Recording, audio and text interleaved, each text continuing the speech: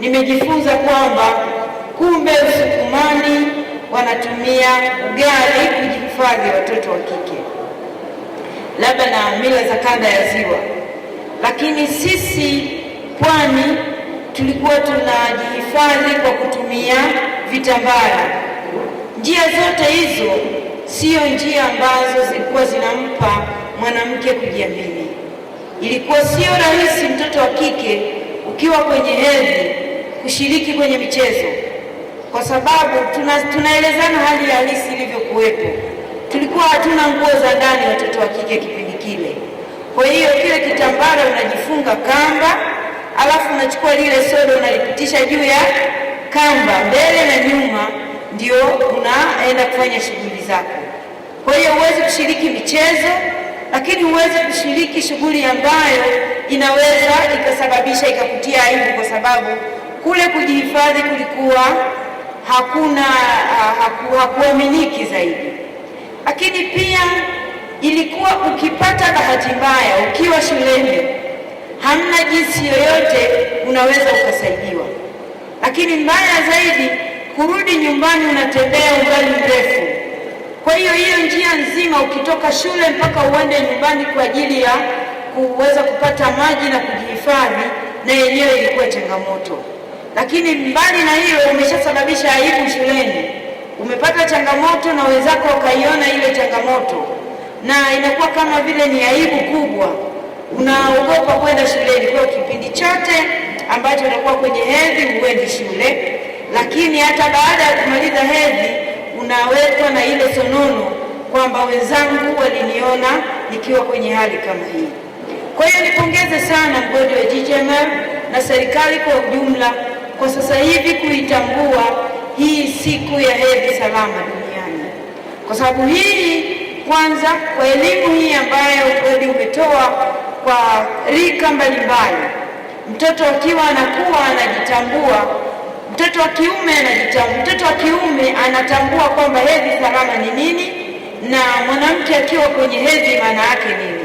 Kwa hiyo ana uwezo hata kama yeye ni mtoto wa kiume wa kumsaidia dada yake kule nyumbani ambaye hajapata elimu hii.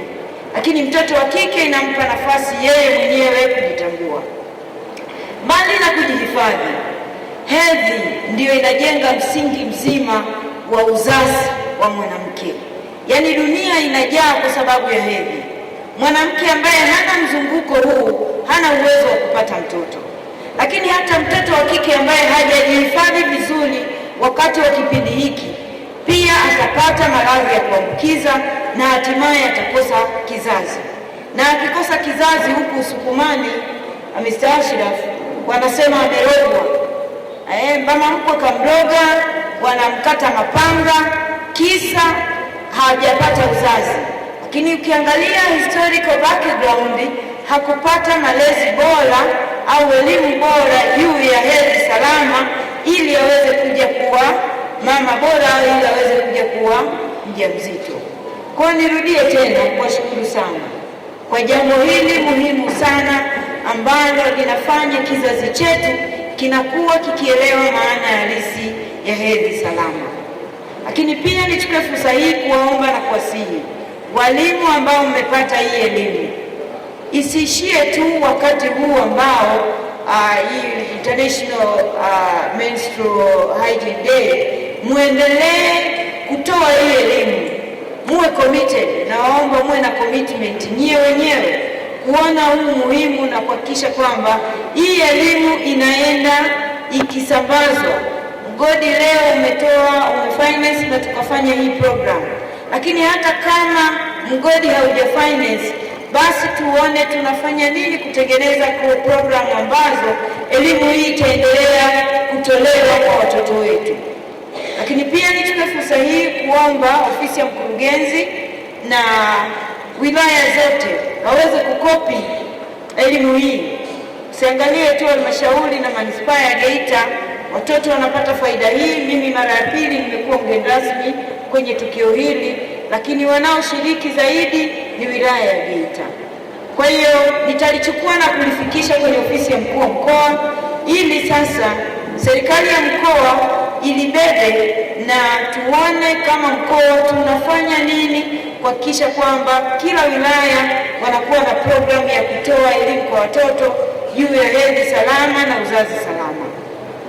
Tunayo changamoto kubwa ya watoto kujiunga kwenye makundi ya kufanya mapenzi wakiwa kwenye umri mdogo, na madhara ya mapenzi kwenye umri mdogo ni mengi na ni makubwa sana. Dhara moja kubwa ambalo linaathiri sana watoto mashuleni ni mimba za utotoni. Bado mkoa wa Geita ni mkoa ambao una changamoto sana za wanafunzi wa kike kupata mimba, ujauzito wakiwa kwenye umri mdogo. Juzi nilikuwa na kesi, mtoto wa miaka 12, 13 tayari ana mahusiano na wanaume zaidi ya 3, 4. Kwa hiyo bado tuna kazi kubwa sana, sisi kama walimu, sisi kama wazazi, sisi kama walezi, kuifikisha elimu kwa jamii juu ya hedhi salama, lakini juu ya watoto kuepuka ngono za utotoni. Lakini athari nyingine kubwa inayopatikana ni maradhi, kaswende, gonoria, vichocho. Zamani tulikuwa vichocho tunajua vinapatikana kwenye madimbwi tu, lakini kumbe yule mwenye kichocho ukifanya naye mahusiano ya mapenzi na yenyewe yanasababisha hiyo. Kwa hiyo haya maradhi pia yanarudisha nyuma watoto kielimu. Kwa hiyo tunayo kazi kubwa sana walimu kuendelea kutoa elimu kwa wanafunzi wetu juu ya swala la ngono wakati wakiwa kwenye umri mdogo. Mmeakti hapa, lakini hii si michezo, ndio uhalisia. Watoto wadogo sana wanajihusisha kwenye mapenzi, mahusiano, ngono, na hatimaye concentration inapungua darasani na mwisho wa siku tunashuka sana kielimu, hasa watoto wa kike ambao wao wakishashiriki mapenzi wakiwa katika umri mdogo, hatima yake anapata ujauzito na ndoto zake zinakuwa zinafutika. We are encouraged by the government of Tanzania's continued efforts to prioritize menstrual health and hygiene through national guidelines and awareness initiatives.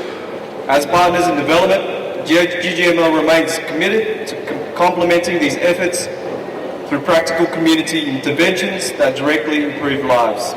Kama bado mwanao anachezea simu yako, nimekuletea hii K66, K67 pamoja na H37.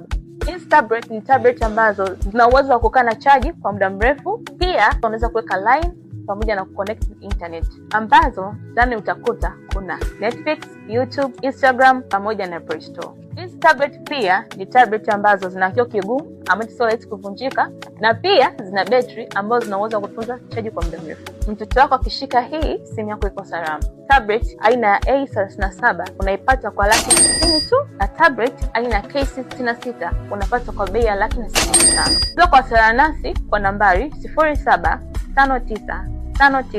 0759591123 au kupitia mtandao wetu wa kijamii @tabletzetu_tz. Tunapatikana Sinzamori, Dar es Salaam. Kucheza huku akijifunza sio kupoteza muda.